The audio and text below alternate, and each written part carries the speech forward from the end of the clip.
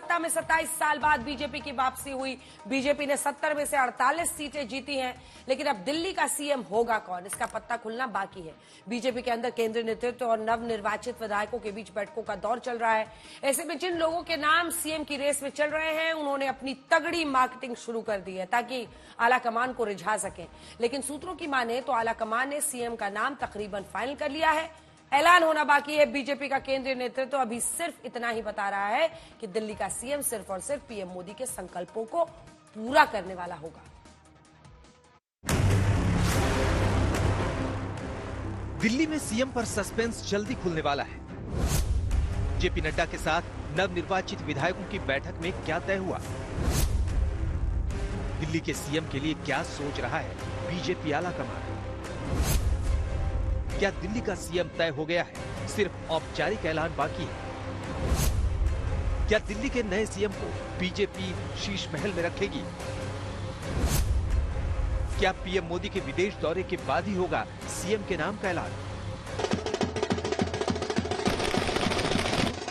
27 साल बाद दिल्ली विधानसभा चुनाव में 48 सीटें जीतकर बीजेपी ने सत्ता में वापसी की है। वादे बहुत हुए हैं। यमुना से लेकर सड़क तक, गलियों से लेकर सीवर तक, मुफ्त बिजली से लेकर महिलाओं को 2500 रुपए महीने वाली पीएम मोदी की गारंटियों के बाद दिल्ली बीजेपी सत्ता में आई। ऐसे में सीएम वही चाहिए जो दिल्ली वालों की सुनेगा, दिल्ली वालों को समझेगा, राजधानी को राजधानी की तरह बनाएगा। और इसीलिए सीएम किसको बनाया जाए, इसको लेकर बीजेपी में तगड़ी माथापच्ची भी चल रही है। आपको बता दें कि बीजेपी के सभी 48 विधायक बीजेपी अध्यक्ष जेपी नड्डा से मिल रहे हैं और हर विधायक को अपनी बात रखने के लिए 10 मिनट का समय दिया गया है, क्योंकि बीजेपी के केंद्रीय नेतृत्व की तरफ से पता चला है कि दिल्ली का सीएम कोई बाहर से नहीं होगा, बल्कि दिल्ली में 48 विधायक जीत कर आए हैं, उन्हीं में से किसी एक को सीएम बनाया जाएगा। भारतीय जनता पार्टी का केंद्रीय नेतृत्व गहन अध्ययन कर रहा है। ऐसा मुख्यमंत्री देंगे जो संकल्प नरेंद्र मोदी जी का है, उस संकल्प को काम करने वाला व्यक्ति जो है दिल्ली का मुख्यमंत्री बनेगा और जल्दी बनेगा। उसमें हम कोई जल्दी में नहीं है। जब तक हमारा असेंबली सरकार बनने का जो टाइम है उससे पहले बना देंगे। ऐसे में कई नेताओं ने अपनी मार्केटिंग भी शुरू कर दी।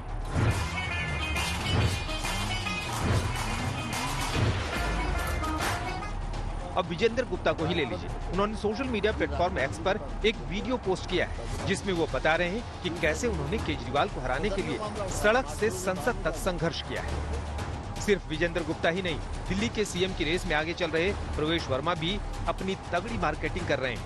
प्रवेश वर्मा बता रहे हैं कि दिल्ली की सत्ता का रास्ता नई दिल्ली विधानसभा से होकर जाता है और उन्होंने आप के संयोजक अरविंद केजरीवाल को हराया है। पार्टी का कोई भी कार्यकर्ता मुख्यमंत्री बन सकता है, उसमें हमारे लिए कोई सरप्राइज एलिमेंट नहीं होता है। सूत्रों से खबर ये भी है कि बीजेपी किसी महिला विधायक को दिल्ली का सीएम बना सकती है। ऐसे में कई महिला विधायकों का नाम भी सीएम की रेस में चलना शुरू हो गया है। इसमें रेखा गुप्ता से लेकर शिखा राय और पूनम शर्मा का नाम चल रहा है, लेकिन कोई भी अपने मन की बात मीडिया के कैमरे पर बोलने के लिए तैयार नहीं है। पार्टी ने मुझ पर विश्वास किया, मुझे ग्रेटर क्लास से प्रत्याशी बनाया। आभारी हूँ पार्टी की। जो जिम्मेदारी मेरे ऊपर विधायक के रूप में आई है, अब उसको कैसे निभाना है, मैं इसकी आज से ही योजना बनानी शुरू कर दी। नरेंद्र मोदी जी जितने भी शीर्ष हमारे नेतृत्व है, जो भी डिसीजन लेंगे बेस्ट डिसीजन होएगा। सीएम बनने के इच्छुक पार्टी में इतने सारे सीनियर लोग हैं, इतना टैलेंट है, पार्टी जिस पे हाथ रखेगी वो काम होगा और हम अपने पार्टी के नेतृत्व में पूरा विश्वास रखते हैं। आपको बता दें कि दिल्ली विधानसभा का कार्यकाल 26 फरवरी को खत्म हो रहा है। बीजेपी का कहना है कि उससे पहले वो मुख्यमंत्री को शपथ दिला देंगे, लेकिन ये भी तय है कि पीएम मोदी के विदेश दौरे से लौटने के बाद ही विधायक दल की बैठक होगी और इसके बाद ही मुख्यमंत्री की शपथ की तारीख तय होगी, क्योंकि पीएम मोदी 15 फरवरी को लौट रहे हैं। इसके बाद ही सीएम के नाम का ऐलान होगा। हमारे यहाँ विधायक दल की बैठक होगी। हमारा शीर्ष नेतृत्व, माननीय प्रधानमंत्री जी, राष्ट्रीय अध्यक्ष जी, गृह मंत्री जी, तमाम शीर्ष नेतृत्व तय करेगा। जो तय करेगा वो सब लीडर्स को मंजूर होगा। दिल्ली का मुख्यमंत्री विधायक दल की बैठक में और पार्लियामेंट्री बोर्ड के निर्णय से तय होगा। वो कोई भी हो सकता है, भारतीय जनता पार्टी का कार्यकर्ता होगा।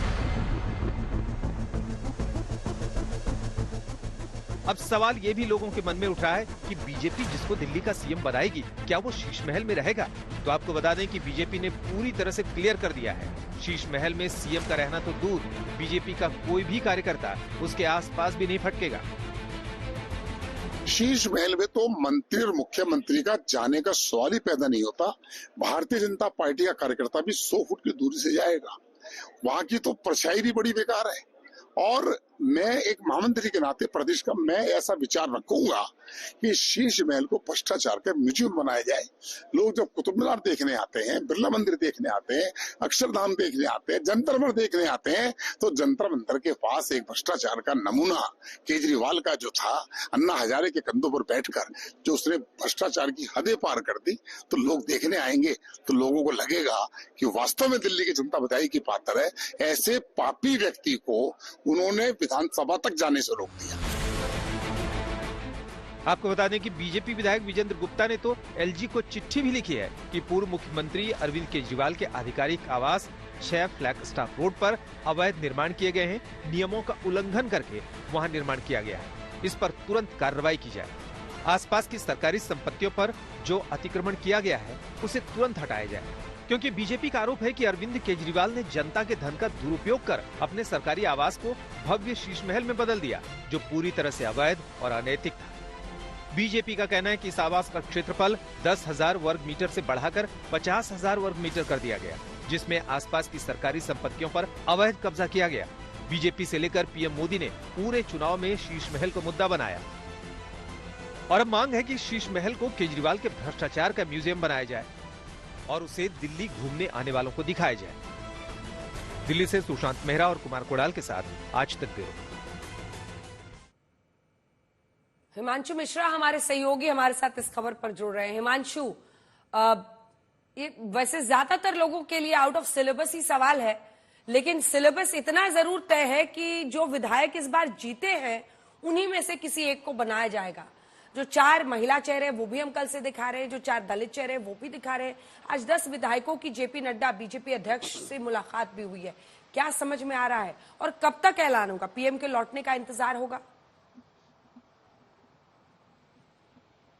देखिए, इतना स्वाभाविक है अंजना कि पीएम के लौटने का इंतजार होगा और उसके बाद आला कमान जो है प्रधानमंत्री नरेंद्र मोदी के साथ बैठेगा और जो फीडबैक विधायकों के साथ लिया जा रहा है उस फीडबैक को जो है वो प्रधानमंत्री नरेंद्र मोदी के साथ साझा किया जाएगा।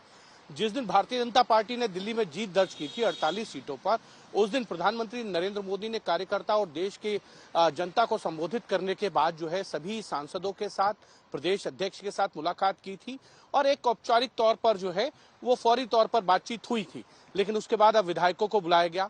उससे एक संदेश ये भी देना है कि प्रवेश वर्मा, क्योंकि वो गृह मंत्री अमित शाह से मुलाकात कर चुके हैं, जेपी नड्डा से मुलाकात कर चुके हैं, तो इसीलिए इन विधायकों भी को बुलाया गया 10 को मैसेज देने के लिए कि किसी का नाम फाइनल नहीं है, सभी आके मुलाकात कर रहे हैं, अपना अपना फीडबैक दे रहे हैं, अपनी अपनी राय दे रहे हैं।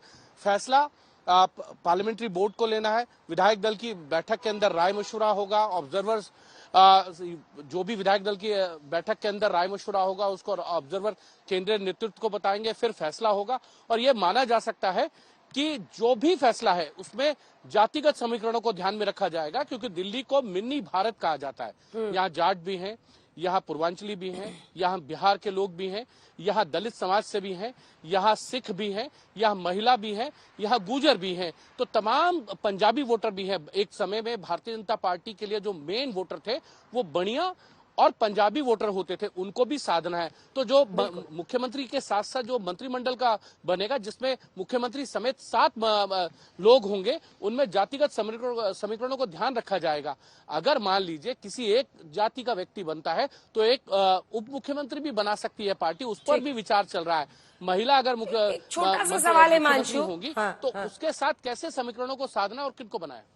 एक छोटा सा सवाल हिमांशु, ये जानते हुए कि पूरे देश में चर्चा होती है कि किसी को भी बहुत ज्यादा मतलब किसी का नाम नहीं, हमेशा ऐसे व्यक्ति को बनाया जाता है जिसके बारे में मीडिया भी बहुत ज्यादा मतलब एस्टिमेट नहीं लगा सकती है, गेस नहीं कर पाती। बावजूद इसके कुछ विधायक सोशल मीडिया पर अपनी निजी मार्केटिंग कर रहे हैं, इसको कैसे देखिएगा? देखिए, मुझे लगता है जो निजी मार्केटिंग करते हैं उसका नुकसान उनको कई बार हो जाता है। उनको भी एक लंबा एक्सपीरियंस हो गया होगा, पार्टी के इतने कार्यशैली को समझा होगा, इतने चुनाव हुए होंगे विधानसभा के, और उसके बाद कई बार केंद्रीय मंत्रिमंडल का विस्तार या राज्यों में मंत्रिमंडल का विस्तार, जो अपने कयास लगाते हैं उनका कुछ नहीं होता है। आप याद कीजिए, हरियाणा के चुनाव में नायब सिंह सैनी को पार्टी मुख्यमंत्री पद का उम्मीदवार घोषित करके मैदान में गई थी, लेकिन अनिल विज ने कहा वो सीनियर हैं, उनके नाम को भी कंसिडर किया जाएगा। उनको मंत्री तो बनाया गया लेकिन उप मुख्यमंत्री नहीं बनाया गया। तो भारतीय जनता पार्टी जो है वो बहुत सोच समझकर फैसले लेती है। 2014 के बाद से हर फैसले के अंदर फ्यूचर को देखा जाता है, भविष्य में 10 साल की रणनीति के तहत फैसले होते हैं। और इसीलिए अगर आप देखेंगे तो मध्य प्रदेश में मोहन यादव मुख्यमंत्री बनते हैं, जहां यादव की संख्या अगर हम देखें तो 1 या 2% होगी, लेकिन एक संदेश बड़ा दिया जाता है। बिल्कुल, आप देखिए एक संदेश बड़ा होता है, उस संदेश को समझने की जरूरत संदेश होती है बड़ा और वही दिखा जाता है। धन्यवाद आपका इस तमाम जानकारी के लिए। उधर अब